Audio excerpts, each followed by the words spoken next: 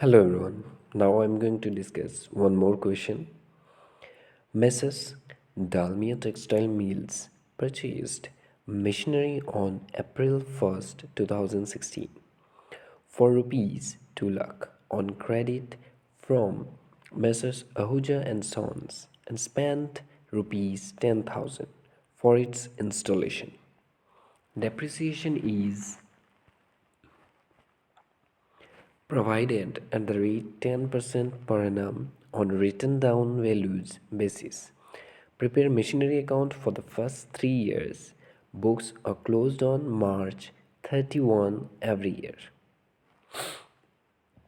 जैसा कि हमें मशीनरी अकाउंट बनाना है, मशीनरी अकाउंट मतलब मशीनरी अकाउंट का लेज़र अकाउंट, ओके। और लेज़र अकाउंट का फॉर्मेट हमें पहले से पता है, जैसे कि date particulars JF amount, then again date particulars JF amount. Amount में करेंट रुपीस का सिंबल देना पड़ता है, और जैसे कि लेफ़्ट साइड में डेबिट और राइट साइड में क्रेडिट। स्क्रीन पे जैसा देख रहे हो वैसा ही है, और ये सब हमें पहले से ही पता है, ठीक है ना। तो इसी के साथ हमने मशीनरी अकाउंट का लेज़र अकाउंट बनाया, और ऊपर में जैसे हेडिंग देना पड़ता है, from the question I have taken that information. So books of Dalmia textile mills machinery account. तो चलिए शुरू किया जाए हमारा लेज़र अकाउंट। जैसे कि मशीनरी अकाउंट में पहला ही इन्फॉर्मेशन दिया गया है, क्वेश्चन में देखा जा सकता है। जैसे कि यहाँ पर देख सकते हो कि 1 अप्रैल 2016, पहले ही लाइन में देखो 1 अप्रैल 2016 में कितना है, 2 लाख। क्या किया गया था कि डालमिया टेक्सटाइल मिल्स ने परचेज़ किया मशीनरी परचेज़ किया गया इसी डेट में 1 अप्रैल में 2 लाख से। और नीचे सेकंड लाइन में देखो कहाँ से ख़रीदा गया, मेसर्स आहूजा एंड सॉन से। और उसके बाद स्पेंट रुपीज़ 10,000 फॉर इस इंस्टॉलेशन। इसे इंस्टॉलेशन दैट मीन्स मशीनरी को इंस्टॉलेशन करने में और 10,000 का खर्चा हो गया। तो यही दोनों इन्फॉर्मेशन का भी हम एंट्री देंगे। पहले 2 लाख रुपए लगे थे इसे ख़रीदने में, तो हम लेफ़्ट साइड में 1 अप्रैल 2016 देके बैंक अकाउंट लिखेंगे 2 लाख रुपीस। अब फिर से हम डेट दे सकते थे, लेकिन सेम डेट होगा ना, वही 1 अप्रैल, इसलिए डेट नहीं दिया गया है। तो बैंक अकाउंट में फिर से हमें दिखाना है 10,000। वो 2 लाख रुपीस जो ख़रीदने के लिए खर्च हो गए, और 10,000 उसी मशीन को इंस्टॉल करने में खर्च हो गए। तो दोनों ही हमें दिखाना है, ठीक है। तो ये दोनों इन्फॉर्मेशन हमने दे दिया। अब डेप्रिसिएशन के बारे में क्या बोला गया है, देखो कि यहाँ पर सेकंड लाइन में लास्ट वाला वर्ड देखो, लिखा गया है depreciation is provided 10% per annum. जितना भी ये होगा उसके ऊपर 10% लगाया जाएगा। पर एनम मतलब एनुअली चार्ज कितना किया जा रहा है। तो यहाँ पर हम देख सकते हैं कि लेफ़्ट साइड में जो हमने बैंक का एंट्री किया था, एक परचेज़ करने के लिए 2 लाख रुपीस, और दूसरा इंस्टॉलेशन करने के लिए 10,000 रुपीज़, दोनों को मिला के 2,10,000 होते हैं। अब 2,10,000 का अगर 10% हम कैलकुलेशन करेंगे तो 21,000 आता है। तो एनुअली कितना चार्ज किया जाएगा depreciation, 21,000। And that is the reason in the right side you can see in depreciation we have written 21,000। Clear हो गया। ये 21,000 हमें कैसे मिले, परचेज अमाउंट 2 लाख और इंस्टॉलेशन का 10,000, दोनों को मिला के 2,10,000 होते हैं। और 2,10,000 का अगर 10% करोगे, कैलकुलेशन कैसे करोगे, 2,10,000 इंटू 10/100, ठीक है ना। तो तुम्हें मिल जाएंगे 21,000। तो इसी के साथ डेप्रिसिएशन में हमने 21,000 लिख लिया। अब बैलेंस सीडी निकालना है, वो तो बहुत ही आसान है। लेफ़्ट साइड में बैलेंस ज़्यादा दिखाई दे रहा है 2,10,000, तो उससे अगर 21,000 माइनस कर देंगे तो हमें मिल जाएगा 1,89,000।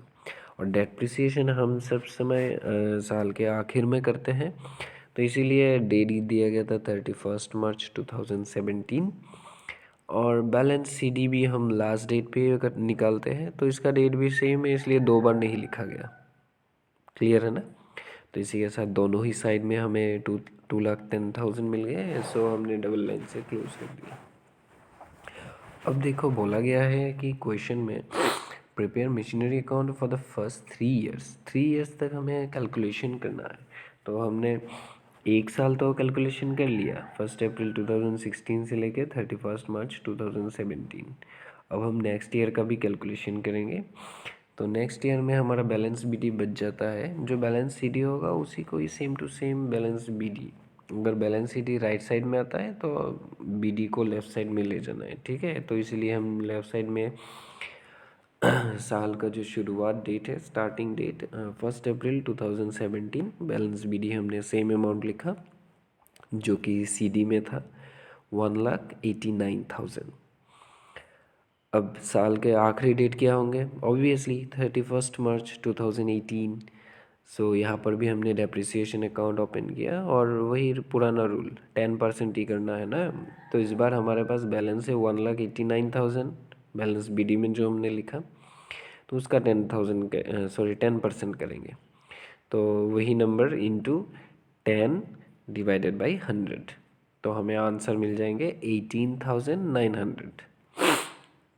So that is the reason we have written down 18,900 in the depreciation. You can see in the right side में depreciation जिसमें हमने 18,900 लिखा।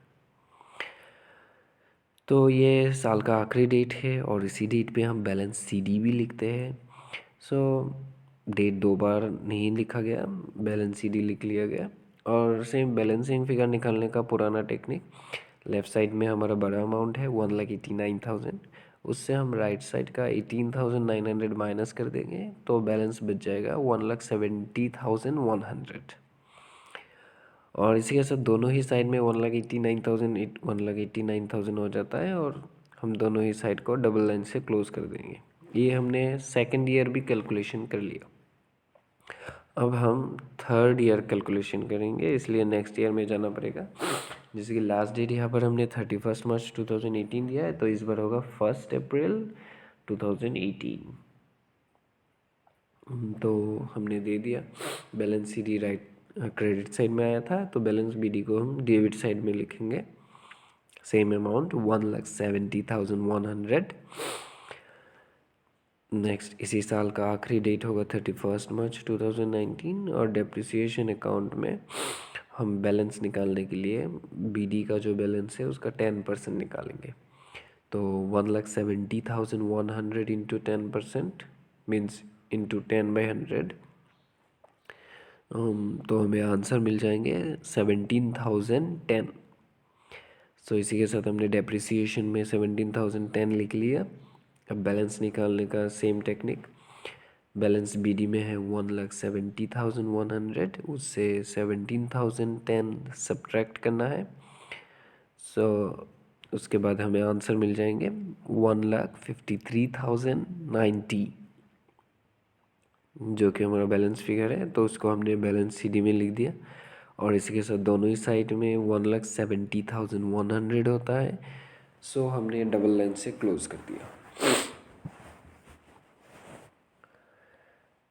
बैलेंस सीडी हमारा कितना निकला? 1,53,090। तो उसी को हम नेक्स्ट ईयर के डेट दे के बैलेंस बीडी लिख के ख़त्म कर देंगे, ठीक है। 3 साल बोला गया था हमें, 3 साल हमने कैलकुलेशन कर लिया। अब 3 साल जितना साल बोला जाता है उतना कैलकुलेशन करने के बाद जो भी सीडी तुम्हारा निकला होगा उसका एक और एंट्री देके उसके बाद ख़त्म करना है, ठीक है। तो that is the reason we have written one more time balance BD. और जैसा कि नियम होता है कि तुमने बैलेंस सीडी 2019 के 31 में लिखा है, तो बैलेंस बीडी ऑब्वियसली 2000 या 2020 लिखा गया ना, तो तुम अगर 1 अप्रैल 2019 भी लिखते हो वो भी सही होगा, ठीक है। 2020 डायरेक्ट लिखा गया क्योंकि ये बीडी जो है वही फाइनेंशियल ईयर का है ना, 1920। तो तुम डायरेक्ट ऐसे भी लिख सकते हो, और अगर तुम सेम रूल जो फॉलो करते आए हुए हो 1 अप्रैल रूल के हिसाब से 1 अप्रैल 2019 लिखते हो वो भी करेक्ट होगा, ठीक है। तो वो डेट दे के बैलेंस BD लिखने के बाद ये वाला अकाउंट ख़त्म। नेक्स्ट हम देखते हैं वर्किंग नोट्स। यहाँ पर वर्किंग नोट्स वही डेप्रिसिएशंस के होंगे। तुम देखो, जो पहले हमने ओरिजिनल कॉस्ट निकाला 1 अप्रैल 2016 2,10,000 कैसे निकला था? वो परचेज़ करने के लिए हमने 2 लाख रुपीज़ यूज़ किए थे और 10,000 इंस्टॉल करने के लिए, दोनों को मिला के 2,10,000 less depreciation for financial year 2016-17। तो डेप्रिसिएशन कैलकुलेशन करने का रूल यही था कि हमें 10% चार्ज करना पड़ेगा। तो 2,10,000 का 10% होता है 21,000, वो हमने लिखा। अब माइनस तो नहीं लिख सकते, इसलिए ब्रैकेट दिया गया है क्योंकि इसे लेस करना है। तो इसे लेस करने के बाद हमें मिलते हैं 1,89,000।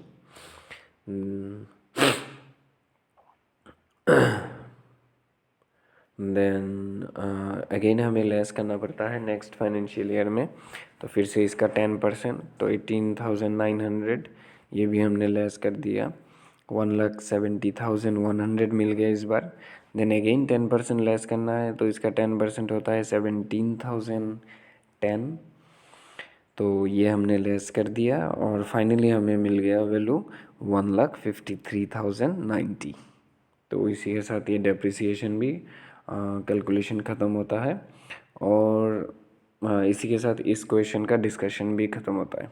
आई होप तुम लोगों को ये वाला समझ में आया होगा। किसी भी जगह पे कोई भी डाउट्स हो तो तुम कमेंट सेक्शन में लिख सकते हो। मैं कोशिश करूँगा कि नेक्स्ट वीडियो में तुम्हारे जितने भी डाउट्स हो वो क्लियर कर दूँ। ठीक है ना? चलो, that's all for you today.